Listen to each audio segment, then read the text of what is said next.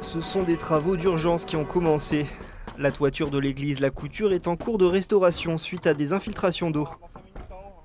Bon, on écrit notre nom et puis la date et le jour et l'année. La dernière ardoise qu'on pose, on laisse souvent une petite trace derrière ou un bout de papier. Et puis comme ça, ceux qui découvriront plus tard, ils verront en quelle année on a fait la couverture.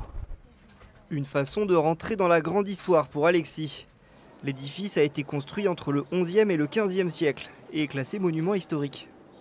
Les ardoises qu'on est en train de poser là, on les pose exactement comme elles étaient avant, au clou. Alors on a fait quelques petites modifications techniques qui consistaient à mettre des ardoises coffines, c'est-à-dire des ardoises qui sont naturellement courbées, qui n'étaient pas avant. Et en fait c'est un peu pour ça que le clocher s'est un peu dégradé assez rapidement.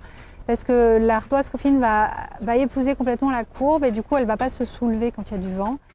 Objectif, préserver le patrimoine, mais aussi le valoriser pour le faire découvrir au public. Dès l'année prochaine, un guide conférencier assurera des visites. Toutes les charpentes sont restées finalement en l'état non transformé depuis les différentes phases de réalisation de l'église, c'est-à-dire la nef au XIIIe siècle, le transept, mettons, au XIVe, les chapelles au XVe. Voilà, on a vraiment des charpentes qui correspondent aux différentes périodes de construction, d'extension ou de reconstruction de l'église abbatiale de la Couture.